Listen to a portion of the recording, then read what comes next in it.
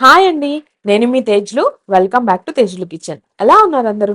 ఇవాల్టి మన వీడియోలో మీకు ఒక మంచి ప్రోటీన్ రిచ్ స్నాక్ ఐటెమ్ ఒకటి చూపించబోతున్నాను. దీన్ని చాలా సింపుల్‌గా ప్రిపేర్ చేసుకోవచ్చు. అండ్ ఈవినింగ్ పిల్లలు స్కూల్ నుంచి వచ్చాక జస్ట్ 10 మినిట్స్‌లో చేసేసే రెసిపీ అన్నమాట. జనరల్‌గా స్నాక్స్ అంటేనే చాలా వరకు డీప్ ఫ్రై చేస్తూ ఉంటాం. అలా కాకుండా కాస్త హెల్తీగా రెడీ చేసుకోవాలనుకునే వాళ్ళకి ఇదొక మంచి ఆప్షన్ అన్నమాట. సో తప్పకుండా ట్రై చేయండి. దీనికోసం ముందుగా మనం ఒక గ్రీన్ చట్నీని అయితే రెడీ చేసి పెట్టుకోవాలి. దీంతో మన స్నాక్ కి ఎక్స్ట్రా టేస్ట్ అనేది యాడ్ అవుతుంది అనమాట. సో దీన్ని మాత్రం అస్సలు స్కిప్ చేయొద్దు. ముందుగా ఒక మిక్సీ జార్ తీసుకొని అందులోకి పిడికెడంత పుదీనాను వేసుకోండి. ఇది అప్రాక్సిమేట్లీ ఒక 2-3 టేబుల్ స్పూన్స్ ఉంటుంది. సేమ్ అదే క్వాంటిటీలో కొత్తిమీరను కూడా వేసుకోవాలి. తర్వాత అందులోకి కట్ చేసిన 1 లేదా 2 పచ్చిమిర్చిని ఇలా 4, 5 వెల్లుల్లి రెబ్బల్ని కూడా వేసేసుకొని అవసరం అనుకుంటే 1 లేదా 2 టేబుల్ స్పూన్స్ వాటర్‌ని యాడ్ చేసుకొని ఇలా మెత్తటి పేస్ట్ లాగా గ్రైండ్ చేసుకొని తీసుకోవాలి. ఇందులో వాటర్ ఎక్కువగా వేసేసుకుంటే దాన్ని బ్రెడ్ మీద స్ప్రెడ్ చేసుకున్నప్పుడు బ్రెడ్ అనేది చాలా మెత్తగా అయిపోతుంది. సో 1 ఆర్ 2 టేబుల్ స్పూన్స్ మాత్రమే యాడ్ చేసుకొని ఇలా కాస్త థిక్ పేస్ట్‌గా ఉండేలా చూసుకోవాలి.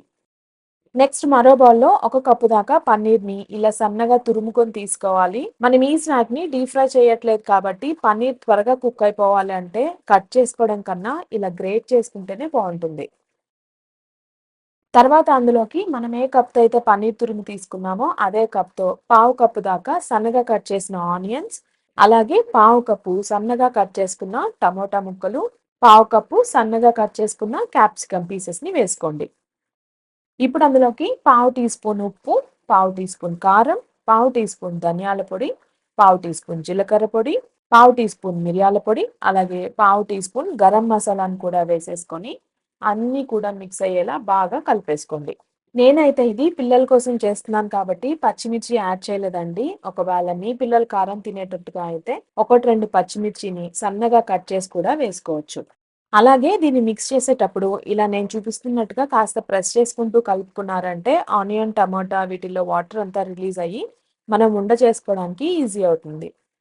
ఇదొక చిన్న టిప్ అన్నమాట. నెక్స్ట్ అంతా కలిపేసుకున్నాక అందులో నుంచి కొంచెం కొంచెం క్వాంటిటీని తీసుకొని మీరు తీసుకున్న బ్రెడ్ సైజుకి తగ్గట్టుగా ఇక్కడ నేను చూపిస్తున్న విధంగా చిన్న చిన్న సిలిండర్ షేప్స్‌లో రోల్ చేసుకోవాలి. ఇదే విధంగా అన్నీ కూడా రోల్ చేసుకొని పక్కన పెట్టేసుకోండి. ఈ స్నాక్ కోసం నేనిక్కడ బ్రౌన్ బ్రెడ్‌ని యూజ్ చేస్తున్నానండి. మీరు కావాలంటే మిల్క్ బ్రెడ్, శాండ్‌విచ్ బ్రెడ్ ఏదైనా తీసుకోవచ్చు. ఏవైనా బానే ఉంటాయి. ముందుగా వాటికున్న బ్రౌన్ కలర్ ఎడ్జెస్‌ని ఇలా కట్ చేసేసుకొని, చపాతీ చేసుకునే రోలర్‌తో ఇలా ఫ్లాట్‌గా కాస్త అటు ఇటు రోల్ చేసుకోవాలి. తర్వాత మనం ముందుగా రెడీ చేసి పెట్టుకున్న గ్రీన్ చట్నీని ఇక్కడ నేను చూపిస్తున్న విధంగా బ్రెడ్ అంతా కూడా స్ప్రెడ్ చేసేసుకోండి. దానిపైన మనం రెడీ చేసుకున్న స్టఫింగ్‌ని పెట్టేసుకొని ఇలా నేను చూపిస్తున్న విధంగా రోల్ చేసేసుకోవాలి.